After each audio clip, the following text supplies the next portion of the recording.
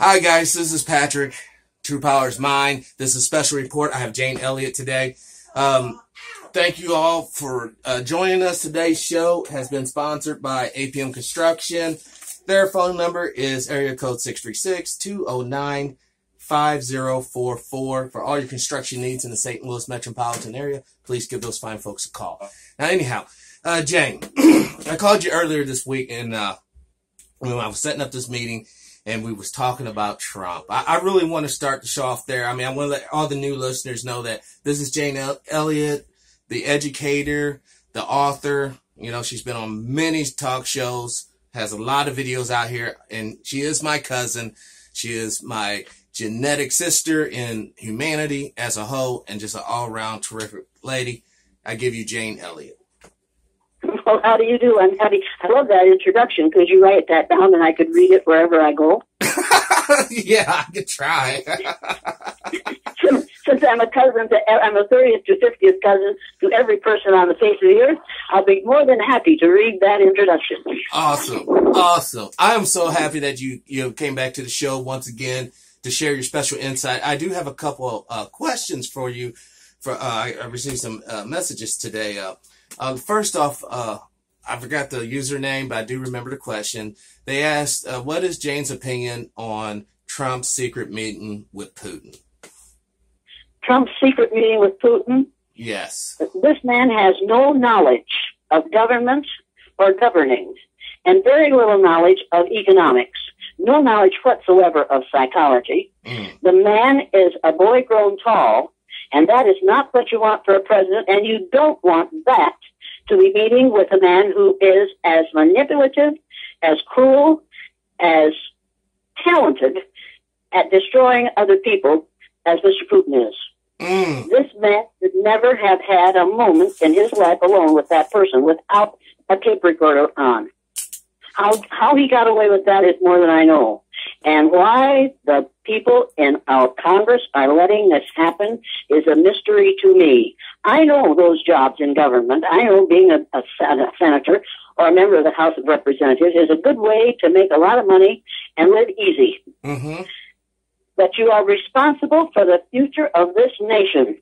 Yes. And when you give that responsibility to a man who is an out-and-out fool and don't do anything to stop him, and because you have money and people like the groups that are supporting these folks, they can keep you in power and are willing to sell this country down the drain. Yes. I'm angry. I'm angry about the House of Representatives and the Senate that they haven't put a stop to this.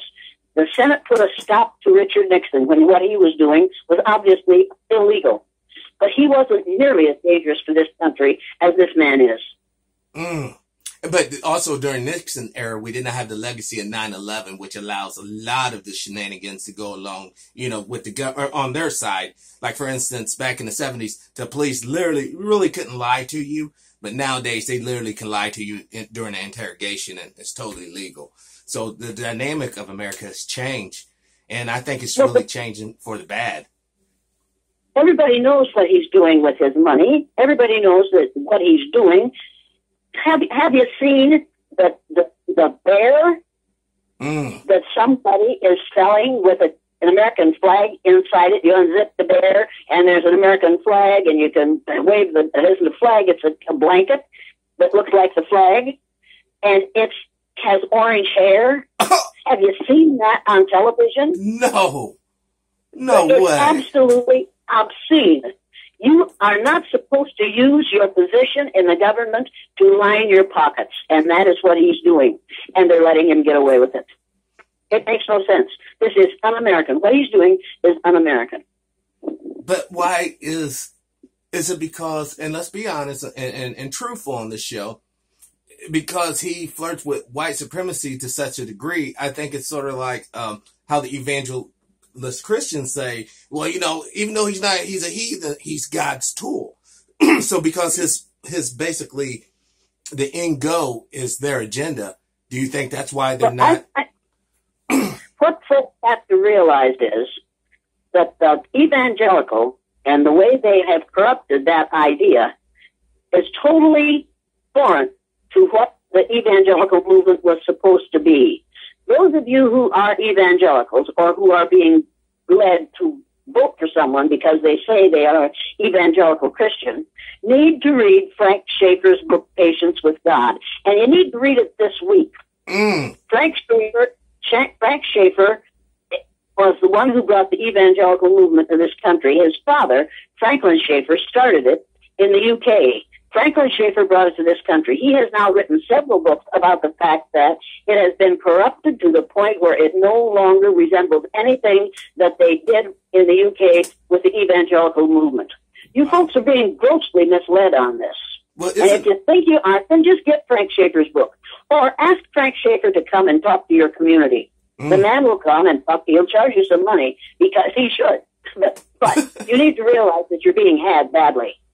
Well, you're headed towards something that is like Sharia law if you don't do something about this evangelical movement. I've been to Saudi Arabia. I know what Sharia law is like. I know what it's like to live under that. My daughter lived in Saudi Arabia. People, you need to realize how badly you are being misled with this evangelical movement, the way it has been corrupted in this country. Wow. Well, I mean, yeah, because it's basically been turned into a Zionist propaganda tool machine, basically almost apocalyptic. You know, they're looking towards Jesus coming back, the end of everything, you know, and let's face it, the fulfillment of Israel. It's all being used to distract you so that you don't recognize what's really going on. This business of we're going to do away with a woman's right to decide what to do with her body, that's all about racism, people. That's all about the fact that if you haven't read Ben Wattenberg's, the first edition of Ben Wattenberg's book, The Birth Dearth, you better get it and read it. Because in that book, in the first paragraph of the original book, he says the main problem confronting the United States today is there aren't enough white babies being born in this country. What? If we don't do something about it and do it now, white people will no longer be in the majority in this country, and this will no longer be a white man's land. He says there are three things we can do to take care of this problem.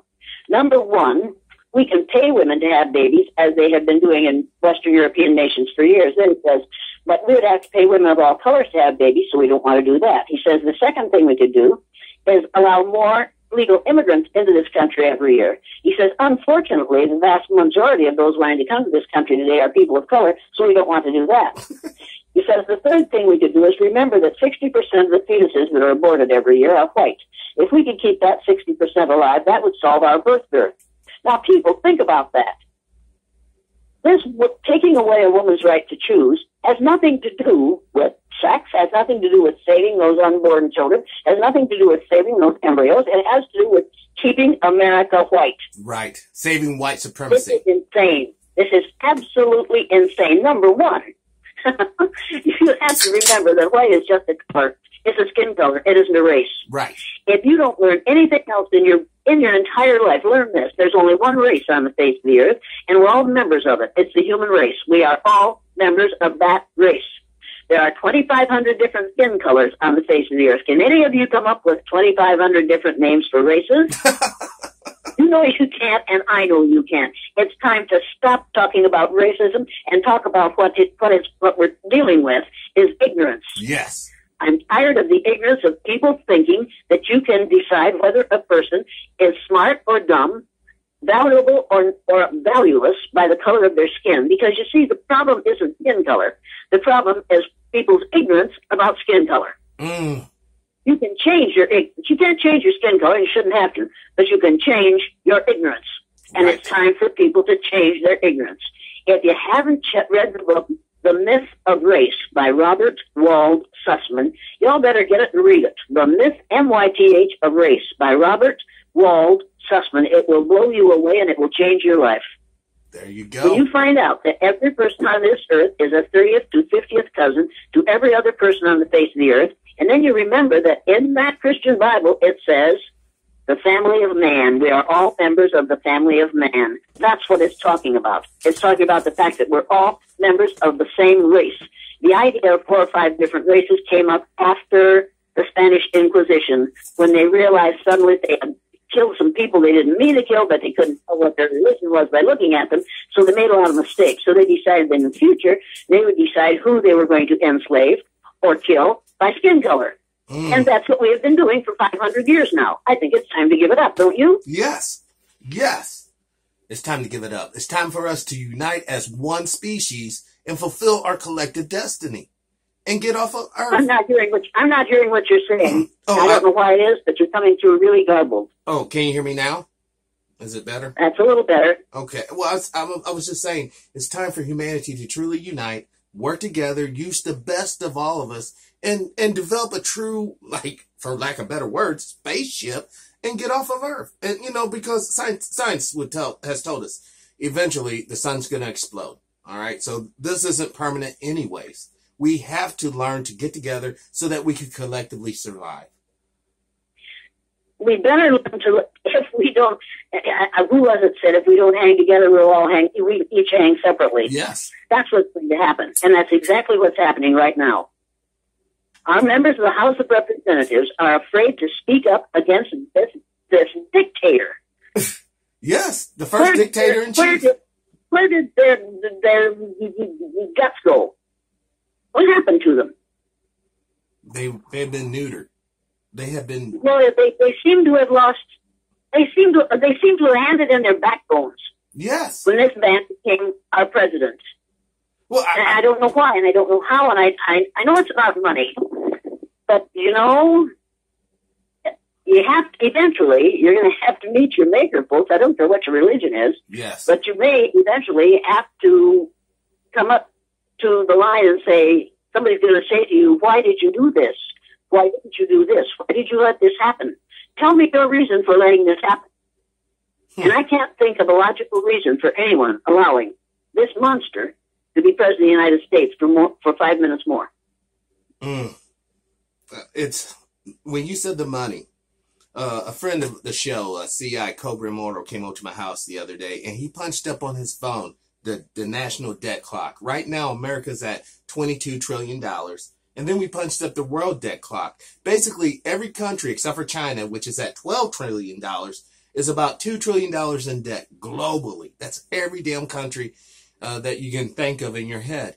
And it's like, what's going to happen, Jane, when the loan is called in? Whoever we owe this money to, they're like, okay, guys, it's time to give us our cash now. What's going to happen? Well, I think there's something's going to happen before that. I think people aren't aware that we are being colonized by the Chinese right now. Yes. Right now, in Iowa, and I think in 6 other states in the United States, we have the right to have as many hog confinements as we want. And the hogs in the hog confinements, in many, many, many cases, are owned by the Chinese. They can't own the land, but they can own the hogs. And they are hiring people in this country to raise hogs for the Chinese pork market. There are, I think the last figure I read was something like 3 million hogs being raised under confinement in Iowa alone, and that was several months ago. 3 million. I think people don't realize what's going on in this country. Your country is being overtaken fiscally, financially, by another country, and you're not even noticing that it's happening. No. You better wake up and pay attention. Terry Branstad, our former governor, said farmers can raise as many hogs as they want to in the state of Iowa. Consequently, most of our water is ruined by the hog feces that are being put on the land, and all those hogs are being treated with antibiotics, and those antibiotics are ending up in our water. Oh. Our lakes, our rivers, our streams are polluted with hog feces and antibiotics that are used to help keep these hogs healthy so that the Chinese will have cheap pork to eat. Now, if that doesn't bother you, I don't know what will. I don't know what will make Americans wake up.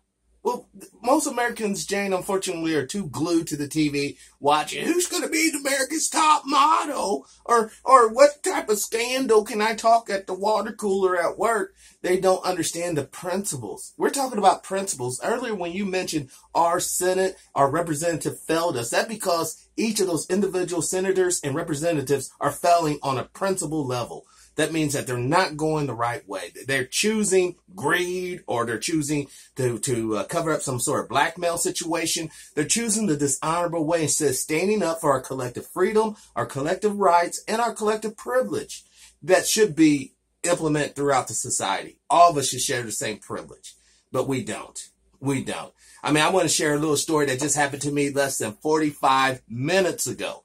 Less than 45 minutes ago, I went to two spots here in my little town in Missouri. One was Walmart, and the other one was Express Mart. It's a little gas station, okay? Before me, there were customers. They handed them the money. No big trip. When I got up there to the time to pay, both cashiers at both locations instinctively picked up the money, checked it, make sure it was right, make sure it wasn't counterfeit, and then handed me my change and stuff. And I found that to be like subtly programmed. They have been programmed to deal with me differently than everyone else, which I get, because that's the system in which we have to change. And you have to put up with that, and you didn't dare say, pardon me, I'd like to talk to your manager. No. I'd like to know from your manager what it is about my money that you are more likely to think that it is counterfeit. Yes. Would you mind bringing your manager out here? Because I need to know why you would think that. Well, see, that goes back to the statement that you made earlier about stupid people. I already know this, the culture and the society in which I'm dwelling in here right now. And honestly, the manager will be just as oblivious as the poor cashier there. Because a lot of this, I believe, is happening on a subconscious level. It's already autopilot, you know. White guy, good. White guy, good. Oh, black guy, check. White guy, good. White guy, good. You know, that's what it is. So, to try to... What's really funny about, what's really ridiculous and comical about the whole thing is, right now you can get your DNA test done fairly inexpensively.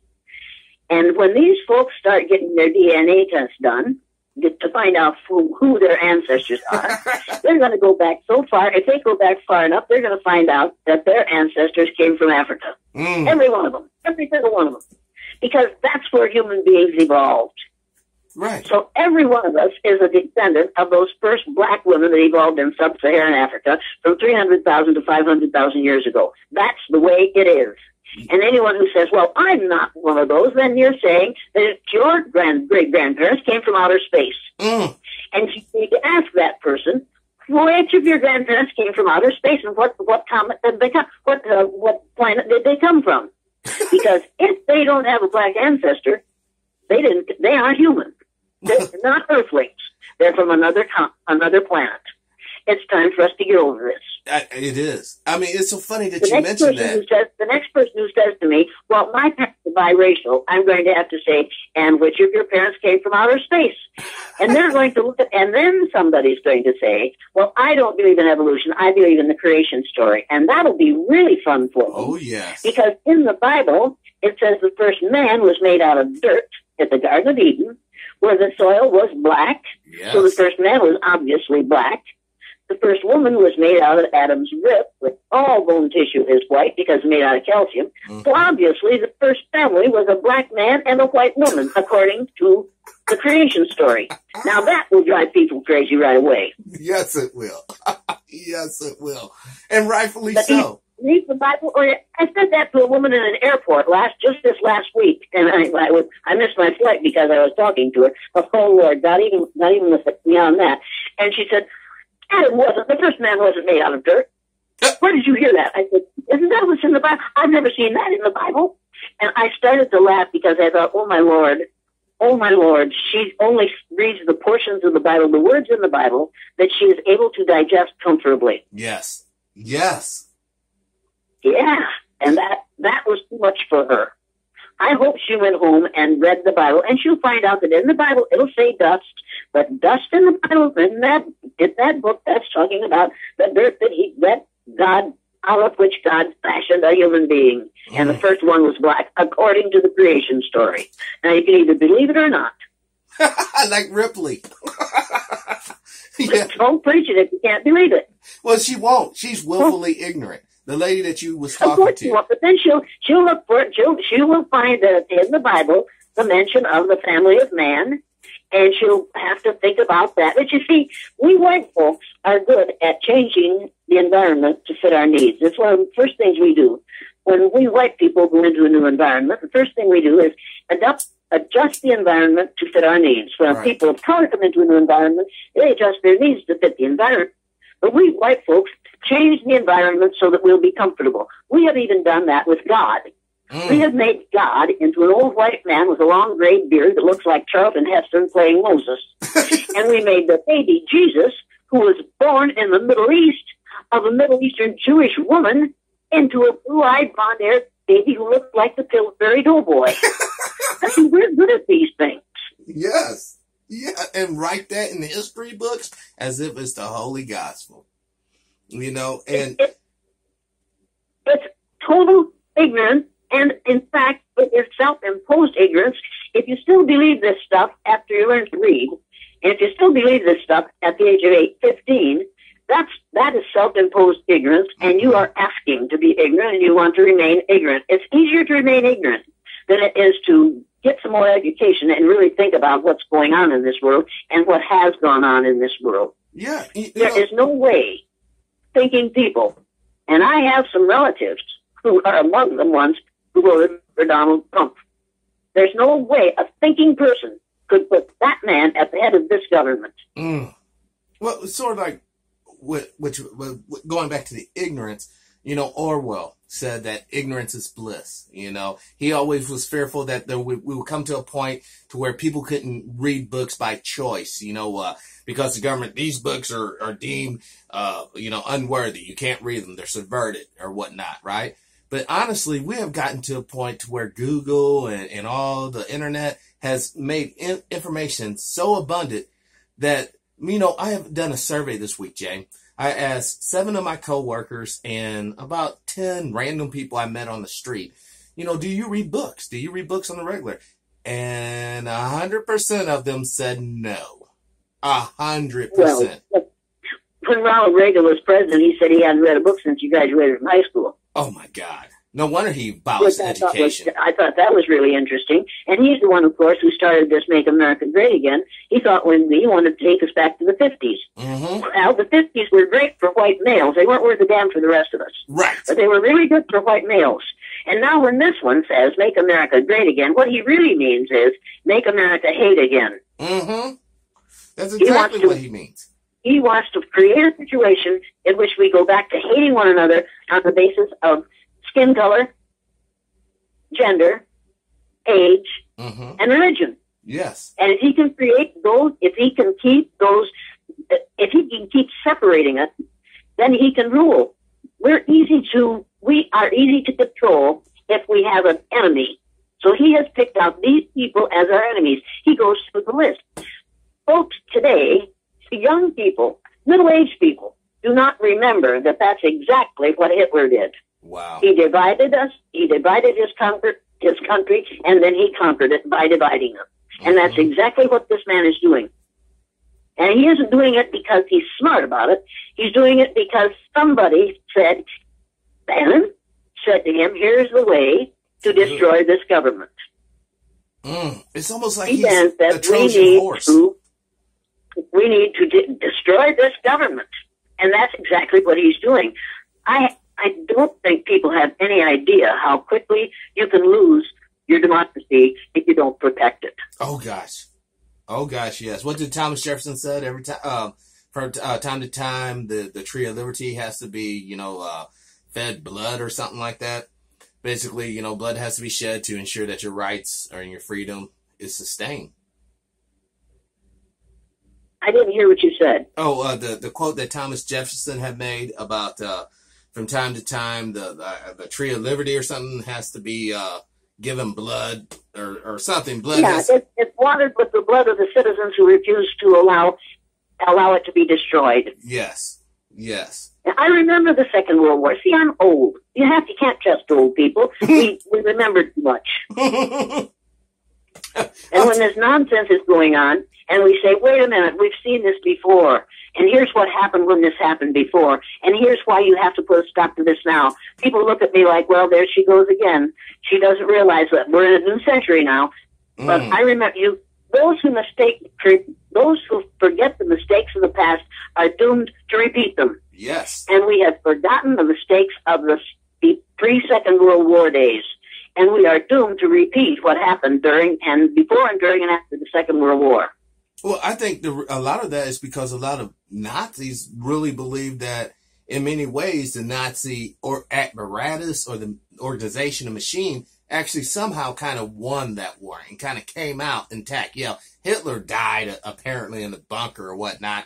But, you look at all the people who survived, like the first director of NASA and other psychiatrists and pediatricians in America that were Nazis, that were brought over during Operation Paperclip. So it was almost as if they just kind of let the German people take the brunt of the punishment of the war, but the hierarchy of the organization went on to do bigger and better things.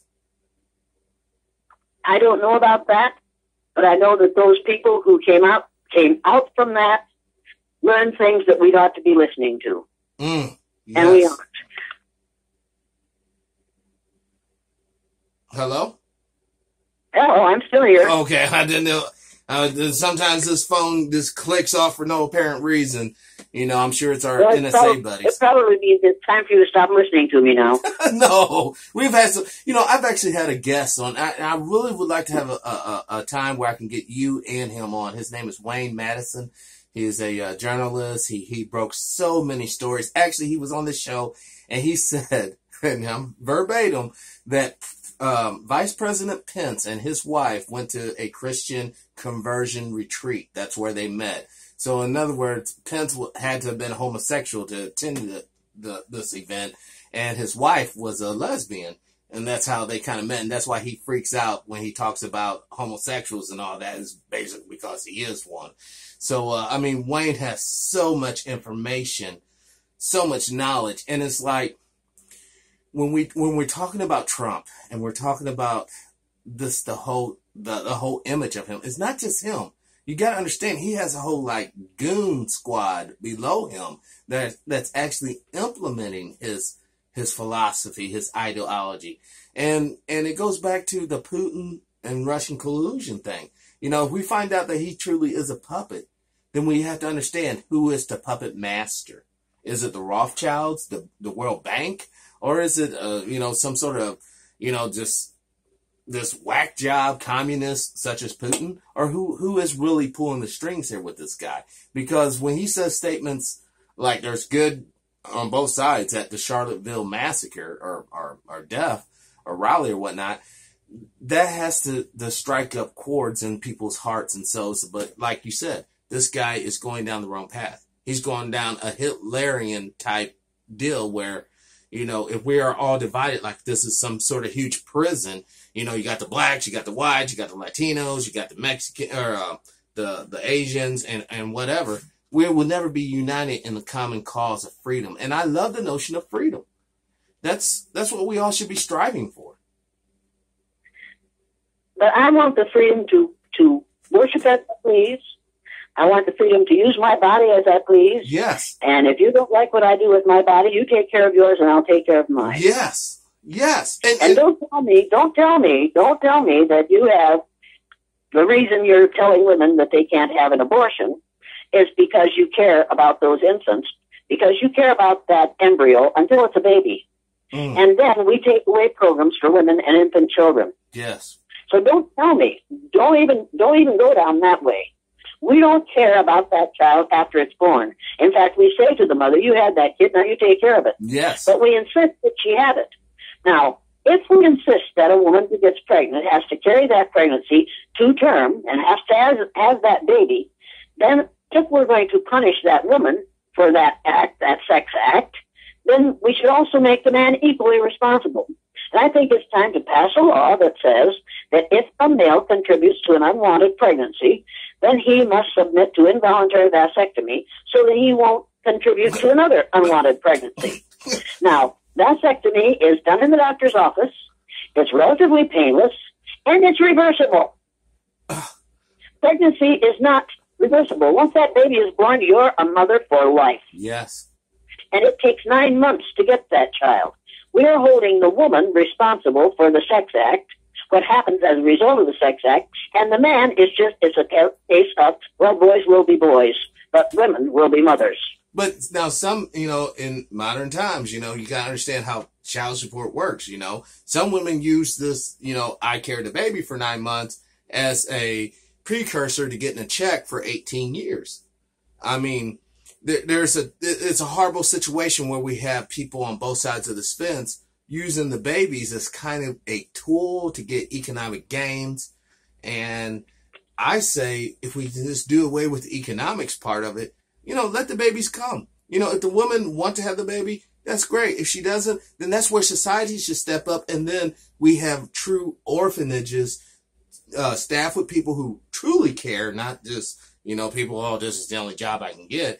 And we can get the babies, raise them, and integrate them into society that way. I don't believe that we should be slut shaming the females. Oh, you're a whore and all this and that, because that is just counterproductive in my book.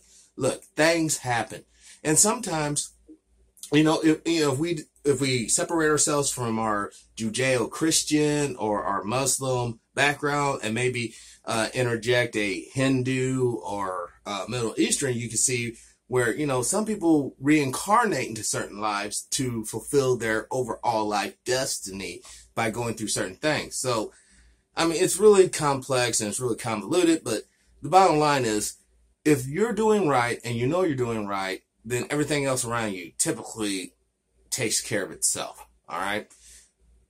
Going back if you're doing right, and if you're doing right, but if you're doing right, what you think is right, right, but it's hurting somebody else, you better take another look at what you think is right. Right. No. Yeah. Exactly. Yeah. Let me actually validate that. Yes, I do believe in.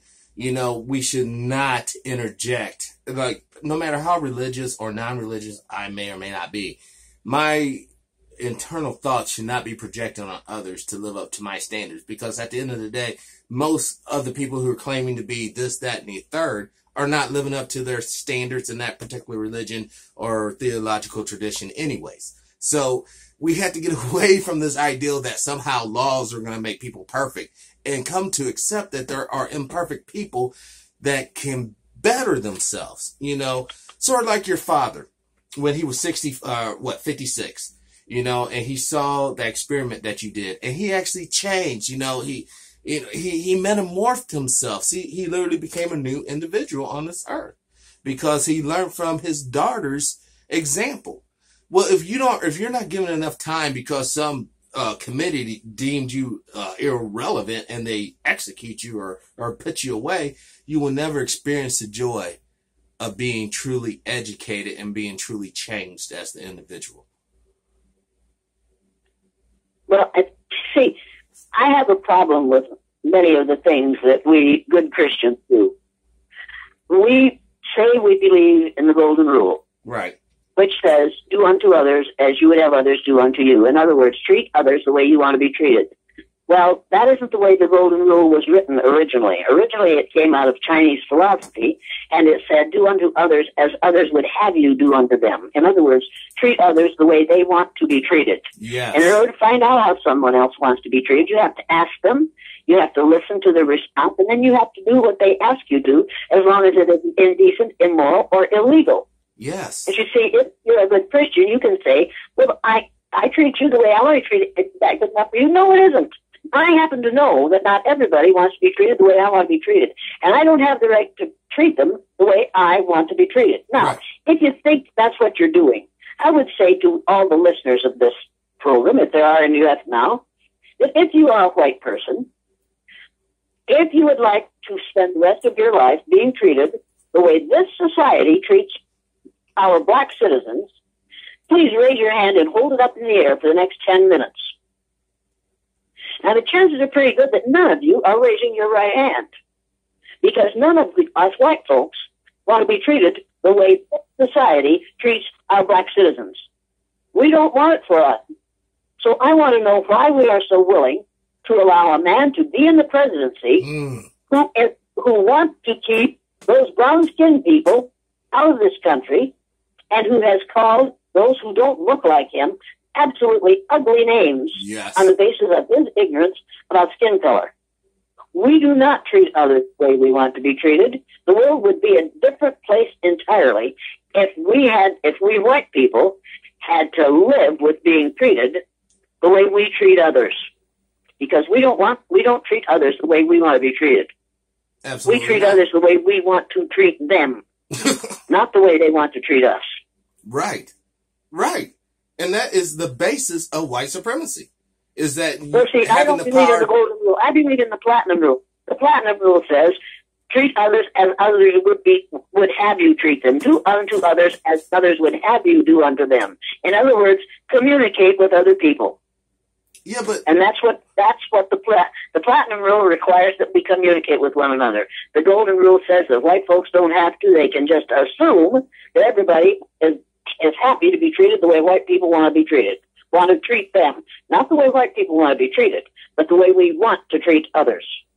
But wouldn't that just almost validate the Christian Bible then as a book of white supremacy? Because it tells you in the Bible not to associate with whores or whoremongers or sorcerers or people dabbling in witchcraft or basically people just outside the faith in general. You don't want to communicate with those folks because they're basically damned people.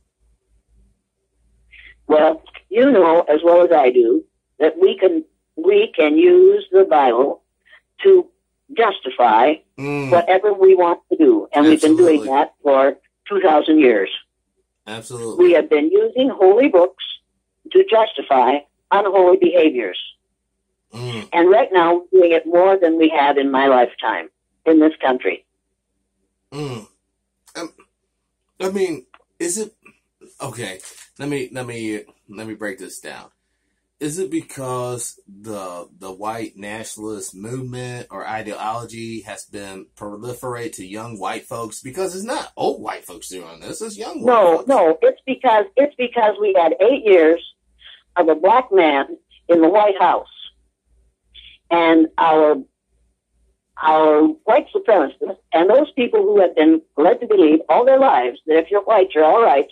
If you're brown, hang around. If you're yellow, you're mellow. If you're red, you're dead. If you're black, you're getting back. We have been taught that in the schools in this country for the last 400 years. It's time to give that up. Some white folks are so upset that we had a black man in the White House for 8 years that they are absolutely determined that will not happen again in their lifetime. Because if one black man was that brilliant, then might there be a few others? Wow. And there are. There are millions of them. And it's time for us to realize that. And it's time for us to take advantage of that fact. We have wasted, in this country, 300 years of mislabeling people because of our ignorance about skin color. Yes. And right now, white folks are really scared, and have a reason to be, because within 30 years, white people will have become a numerical minority in the United States of America. We will be outnumbered in this country. And white people are afraid that in the future, people of other color groups are going to want to treat us the way we have treated them. And that's the major reason they are determined to keep those brown-skinned people from South and Central America out of this country. And they are determined that white women will have more babies so that they will increase the number of white people in this country. And that's working. Yeah. Because the last statistics say that 39% of the fetuses that were aborted in the last years ago, 39% of them were white instead of 60%, as was the case in 1987. So you see, the right to life movement isn't working. We are not increasing the right to the life of black and brown people, only of white folks. It's working for the people who want to increase the number of white babies born in this country today. And, you know, if you increase the numbers of white, babies in America, globally, the white sperm count is suffering. It just is. And, honestly, we all know that white people only basically made up, 33% or basically 30% of the world population to begin with anyhow. Oh, I don't think it's anywhere near that. No, I don't think it's anywhere near that. Look that up again, because I doubt that those statistics are right. Okay. And besides which, none of us are white. We are all members of the same race, which started out with black women in sub-Saharan Africa. I'll say that over and over and over again. White is not a race. White is just a color group. Mm-hmm. And it is a color group that is only the result of people moving farther and farther from the equator. It has nothing to do with being God's chosen children. Exactly. It has nothing to do with intelligence. Exactly. I mean, I'm totally with you because of the fact that there is only one humanity.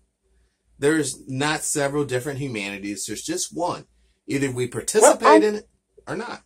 But the anthropologists say that some Neanderthals may have survived. Neanderthals, as I understand it, were bulky and boyish and had orange hair. Trump.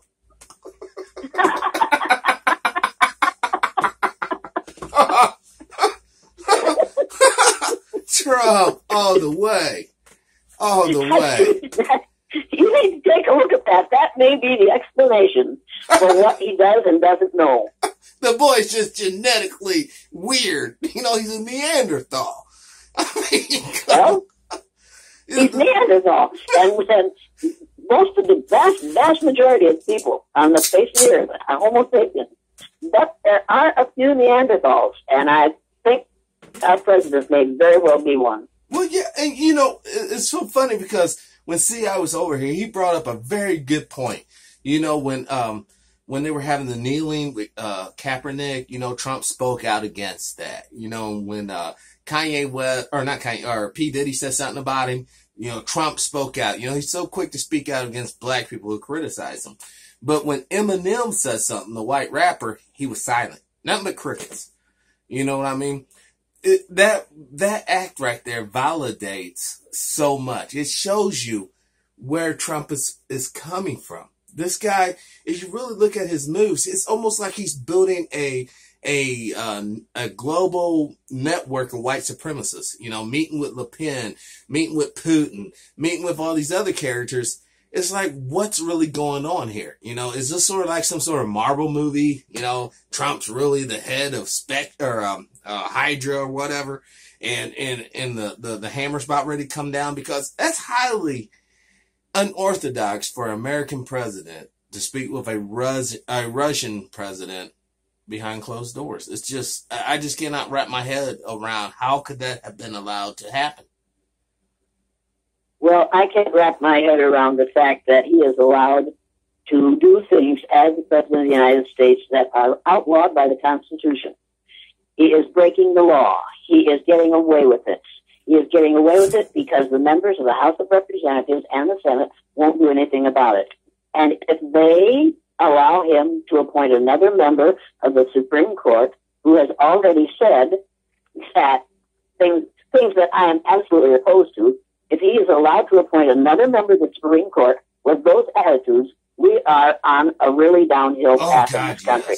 Yes, we are. I'm glad you brought that up. Bannon wants to deconstruct the government, and that's exactly what Mr. Trump is doing. He is trying to deconstruct this government.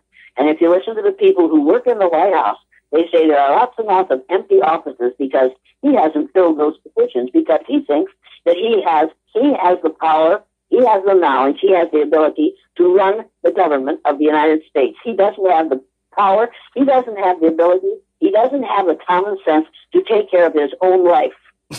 Yes.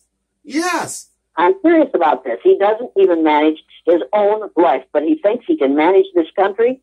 This is scary, and people need to realize how scary it is. And the scariest part of it is People won't go to the polls because they'll say, well, one vote doesn't make a difference. Everybody vote this year because it does make a difference. Not voting is what put this fool where he is. Yes, I agree with you. I mean, seriously, as long as the Democrats come with a truly worthy candidate, because, you know, Hillary Clinton, you know, as far as I'm concerned, because I was there when she made those stupid statements, black men are alpha predators, you know, and all this nonsense. And I saw some of the legislation her and her husband pushed through back in the 90s.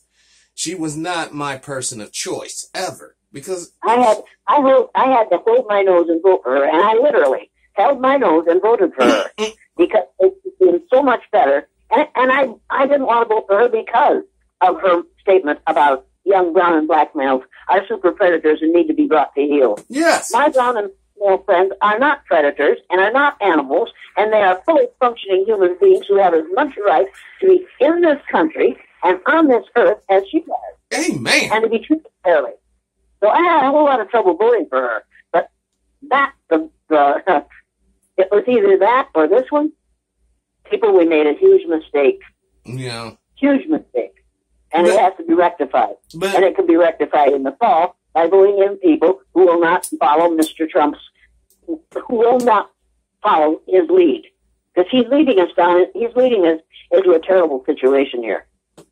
Well, Jane, you know, since we're dealing with people who don't want to do the research themselves, could you please name a couple of suggestions that people could possibly vote for during this midterm, you know, election that could change this thing? Get the book On Tyranny. And I can't remember the author's name. It's a little book that won't take you an hour and a half to read it, but you'll never forget it. It's 10 lessons that we learned from the 20th century. I think, anyway, something like that. But the name of it is On Tyranny. It is an absolutely essential book for people who want to know what's happening and what they can do about it. Get yourself educated. Read the book of Race by Robert Wald Sussman. Go to my website, Jane at JaneElliott.com. Download the printed learning materials. The first is a set of typical statements that white folks make that think they aren't racist. Oh, my Lord. Check yes, those with which you would agree. Then download the clarifications of those statements. How they are heard by people who hear them. When you say to someone, when I see you, I don't see you, black, you need to know what's going on in that person's head. Yes. Because the first thing they're thinking is, how long have you been blind, fool? Yes. And the second thing they're thinking is, wait a minute. What's so awful about my skin color that you have to pretend that I don't have it in order for you to communicate with me? Yes! That's what I'm talking about. Right there. Fool. What is your problem? Read through those commitments, read through the typical statements, then read the clarifications of the typical statements, then read the commitments to combat racism. Go through those. I don't remember how many there are. I think there are 18, but I'm not sure because I haven't looked at them lately. But go through those, check yes, those that you have done, check no, those that you haven't done, then go back and search the one that you check no, put the date beside it, and decide to do it for a month. At the end of the month, take out that paper and write some little notes to yourself about what you learned by doing that for a month. It will change the way you see your world, and it will change the way you behave in relation to the other people who are in this world. And the next person who says to you, well, black lives aren't the only lives that matter. Black lives matter too. The next person that says that to you, you need to say to that person, look, I understand that white people, when they hear Black Lives Matter, they're thinking it means only Black Lives Matter. When black people hear Black Lives Matter, they hear Black Lives Matter too. Yes. Yes. Big difference. But if you have never put yourself in another person's shoes, you'll never learn to think about things in a way other than your parents taught you to. You know, those are only some of the things you can do. If you really want to make a difference, first you have to make a difference in yourself. Yes. Yes. And if every one of us makes one difference today, if you refuse to tolerate seeing Jesus and the front of the church with that pale skin and that light brown hair, yes, you need to realize that that's not the way Jesus looked. Get over it. And you have a right to say to the people who run your particular religion, you know, I think we really ought to put up a picture that probably looked like Jesus did instead of looks like, Tom Selleck. Yes. Yes. You know, the actual... I mean, that's just one thing we can do, is start seeing the world the way it really was instead of the way we want it to have been. Exactly. Because we're quite certain that when we see these pictures of those little kids in the Middle Eastern countries where they are being killed, or where they are being shot, or where they are being damaged because of our determination to get that oil, it never occurs to us that that's what Jesus looked like. He didn't have blonde hair. In the Bible it says he had feet of bronze and pinky white hair. Yes. And how often? Now, when Christmas time comes, you're going to get a bunch of Christmas cards. And you're going to want to send some Christmas cards. If you really want to make a difference, go downtown, go to wherever you buy your Christmas cards, and buy a package of Christmas cards that has a picture of the Holy Family on it. Take it home, color them right, and then send out those Christmas cards. You won't have to send any next year because you won't get any next year. But people aren't going to want to see the Holy Family the way they look. Dark-haired and dark-eyed. Get over it, people. Yes, that's why I love you, Jesus look like a little Pillsbury Doughboy. Get over it. But see, they can't get over it. Because this program that we has all, most of us have been under, is so detailed, and even the words we use, light, dark, has connotations, negative and positive. Dark skin, light skin. But when you get down the street, as a white woman, when you get down the street and you see three young black males coming toward you on the sidewalk, then you say to yourself, "Those are three of my cousins. Yes. Aren't they lovely?" Yes. Instead of grabbing your purse. To yourself, here come three thugs, and I've got to get up against the building in order to protect myself from them. Yes. Yes. Yeah. When you see people as being your cousins, it changes the way you relate to them and the way you feel about them. Exactly. When you realize that we are all members of the family of man. Yes. And I get really angry when some of my ignorant cousins abuse some of my other cousins because of their dislike of their skin color or their religion or their gender. That makes me really cross because these are my cousins. You don't abuse my cousins just because of your ignorance. Lose your ignorance, and you won't have to worry about my cousins, okay? Another question I have for you, Jane, it pertains to the LGB, the gay, lesbian, transgender community and all that. Something? Every person who is born starts out female. Get over it. That's the way it is. But see, at conception, we're all female. Now, how you live your sex life is your business and nobody else's. Right. How I live my sex life is my business and nobody else's. Right. Right. So, just get over it. You cannot control, if you can't control yourself, how in the devil are you going to control another person? And most of us can't control ourselves, but we are quite certain that we are qualified to control other people's lives, even though we can't even control our own. Right. Now, when we start controlling our own lives, everything will be so pleasant that nobody will care that the way you live your sex life is different from the way I conduct mine. Wow. This is what I want. This is the show I wanted. We're talking about principles here. Principles. And the principles are precursor to critical thinking. You got to have them before you critical think. Okay, do you want to talk about principles? There's a book, and I hope you've all read it. You must have by now. The 4 Agreements. Have you read it? Not yet. Oh, my God. Get the book, The 4 Agreements. It's now 5 agreements. Get the book, The 4 Agreements. It'll take you an hour and a half to read it.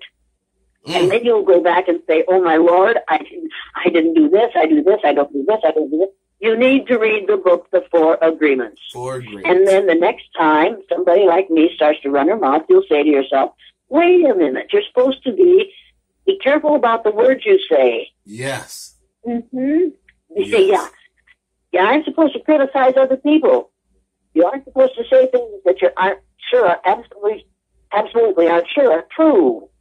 You need to read that book. Make no assumptions. Make no assumptions. Yes. If we'd all just stop making assumptions, do you know how much easier our lives would be? Oh, God, yes, I do.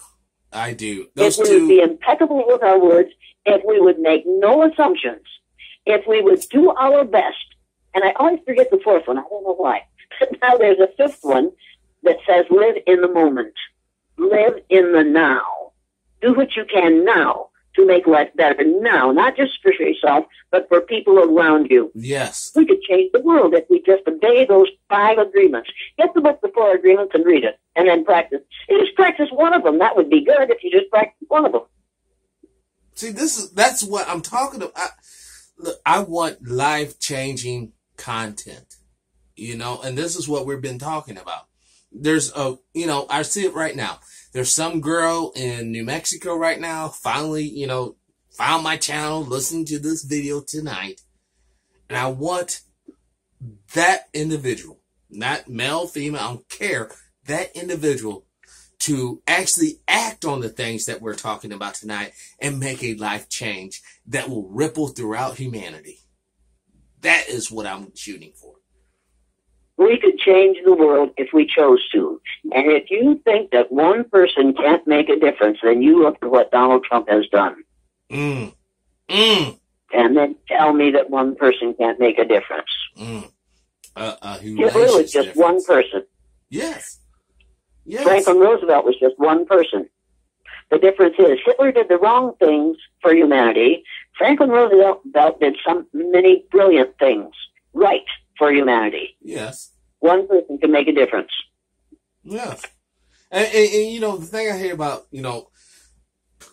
what they try to do with Franklin D. Roosevelt, they always try to use this cocaine usage. He was all whacked out on that cocaine. His wife had to sign the Declaration of War and all this. They always try to belittle him with drug usage. Not, what he has overcome. All the pain the man was in. Why don't some of you guys out here who ridicules people go through the pain of the people that you're ridiculing going through? And then you see, oh my God, he's just... I tell you, there's a drug that's more powerful than any cocaine you'll ever take, and that's greed. Preach it, sister. Preach it. Yeah. Yes. Greed is a more powerful drug than any other drug you'll ever see or ever take, and it has done more harm. Yes. Particularly in the last 4 years than all the pot and all the cocaine and all the rest of this stuff that you could ingest. Yes. Because it damages people who aren't taking it. Yes, it does. That brings me to a good point. There's been talk in the media about, drug testing all welfare recipients. But what is your opinion, Jane, about all the politicians being drug tested prior to voting? First, I want to test politicians for brain cells. Stop, Jane, stop. Come on. You ought to have to take a test for intelligence, an IQ test, before you are allowed to run this country. That makes so much sense, but we would never implement that. That really does make sense. So we won't have these yahoos. And it's just, I don't care what they're ingesting. I care about what they're suggesting. Yes. Thank you. That's just and like what Jesus said. And if what they're suggesting is something I can't swallow, I don't want it. Exactly. I shouldn't have to put up with it. But you have to, because them and their buddies. buddies. And if it's going to cost me money to keep them there in their cushy job, well, they can suggest something else that I don't want. I'm really upset about that. Yes. And that's what we're under right now, though. That's what we're under. These guys can get together. The lobbyist comes through, grease a few fucking wallets, And next thing you know, we got some sort of telecommunication act or bill that's going through. You know, that's going to profit the 1%. I'm less worried about cocaine than I am about Koch brothers. Or the Mercer family. Or any of the John Birchers. I mean, I like Sam Walton, and he had wonderful ideas. But his kids ain't about nothing. But it was twisted and corrupted by his family members. Yes. You need to take a look at that. But I don't think we're going to. I have company coming. Are we about done here now? Yeah. We're done. I just seriously thank you, Jane, so much. I mean, from the bottom of my heart, seriously, thank you. You're most welcome, and I hope I didn't ruin your entire day. No, you didn't. I tried. Goodbye. Okay. Thanks for calling. You're welcome. Bye, cousin. Goodbye now. Yes, folks, Jane Elliott. Another stupendous interview. You know, guys, the thing I want to illustrate tonight is that there's not that much difference between you and I. Us and them. We're humans. Let's all be humanity forever. I am a human socialist. I believe in humanity. I would die for any human. Like that. It is that makes us strong and makes us worthy of global domination. Mark my words, human. One day, you will reach the stars.